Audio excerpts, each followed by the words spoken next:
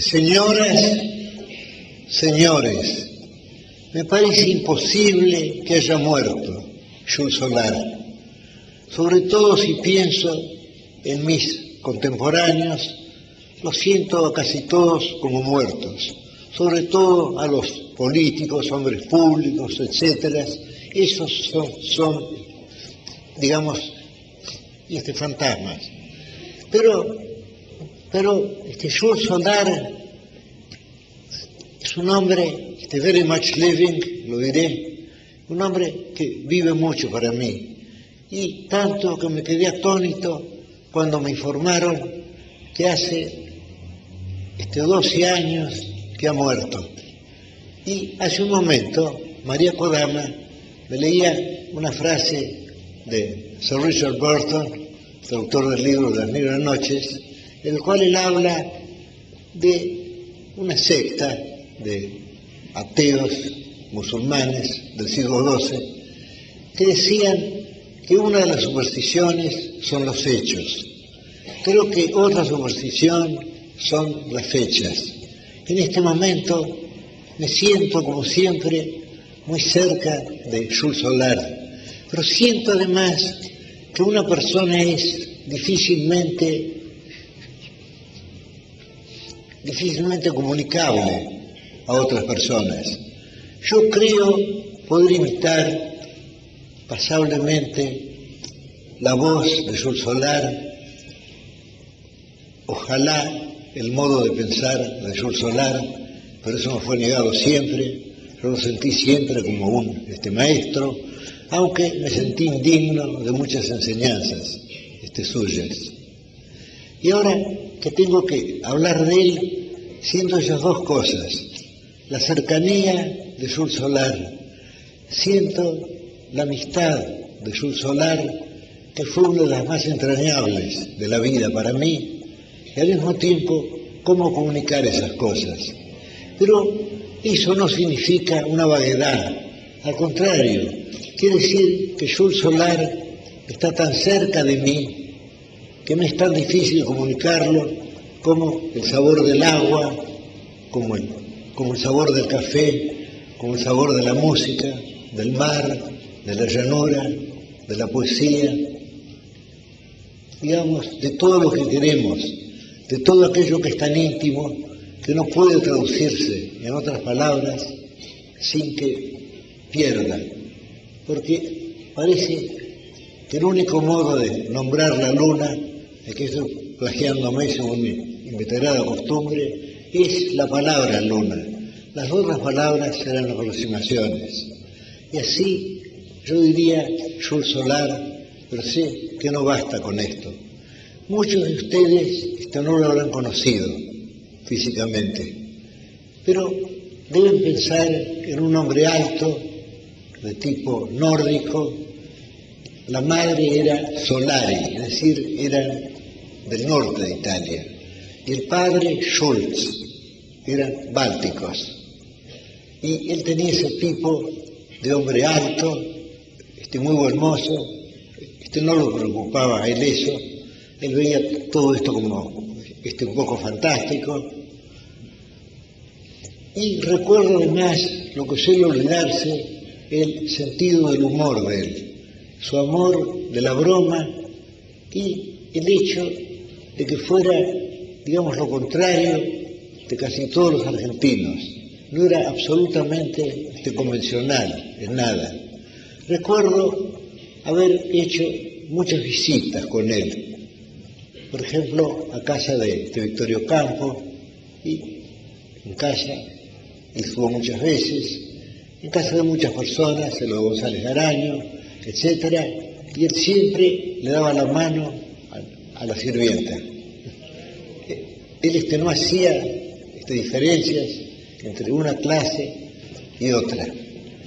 No en el sentido de Mark Twain, que decía: yo no pregunto de qué raza es su nombre, qué religión profesa, en qué país ha nacido. Me basta con que sea un ser humano. Peor que eso no será. En cambio, yo creo que Jules pensaba lo contrario. sentía que todo ser humano puede perfeccionarse. Y ahora quiero aprovechar esta ocasión para recordar que el azar o el destino o Dios, quizá las tres palabras sean sinónimas, me ha deparado en el curso de mi ya demasiado larga vida de 76 años, me ha deparado conocer y ser amigo por lo menos de 3 hombres de genio. Quizá los otros lo fueron, pero yo no me di cuenta. El escritor escocés, Andrew Lang, con quien he leído, con las obras hemos leído con Jules, decía que hasta los 12 años todos somos geniales, pero después viene la escuela, viene la educación, entonces ya nos parecemos a todos los demás, tratamos de ser como todos los demás y dejamos de ser genios.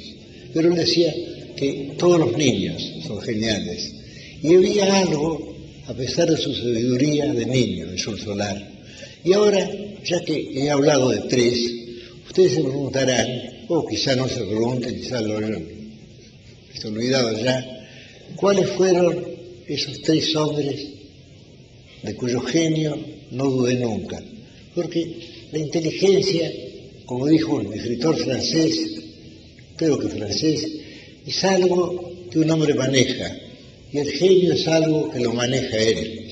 Esto naturalmente es la antigua teoría hebrea del Ruach, del Espíritu, del Holy Ghost, del Espíritu Santo que invocaba Milton, de la musa que invocaban los griegos. Ustedes recuerdan el principio de la Eneida: canta, oh musa, la cólera de Aquiles. ¿Qué significa esto? Significa que Homero, o los muchos griegos que llamamos Homero para mayor comodidad, no se sentían como creadores, sabían que eran amanuenses de la musa. Y además, como dice en la escritura, creo que es algo así como el espíritu sopla donde quiere. Es decir, todos corremos el peligro en cualquier momento de escribir un verso genial, de escribir una línea perdurable, y quizá esa línea sea la única, pero hemos sido favorecidos por el capricho del espíritu, que desde luego es tan superior a todo espíritu humano que no notará las diferencias entre ellos, que no notará la diferencia entre mis colegas X, Y, Z, Borges y Shakespeare, por ejemplo. Era lo mismo. Bueno, pues estas 3 personas que me han impresionado inolvidablemente fueron el casi desconocido poeta judeo-andaluz Rafael Cansinos Asens, autor del Candelabro de los 7 brazos.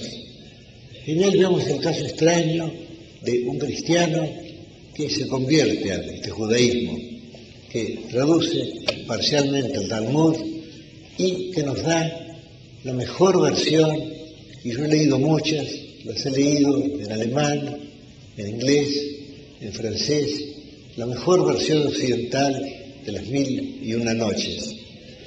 Rafael Cansinos Asens. Yo volvía de Europa.